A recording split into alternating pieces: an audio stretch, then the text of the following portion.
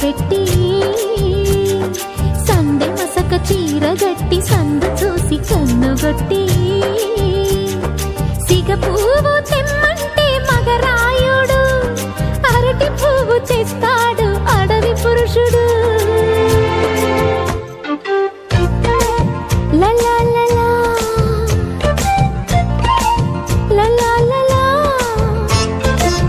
సందమామ కంచమెట్టి సన్నజాజి బువ్వ పెట్టి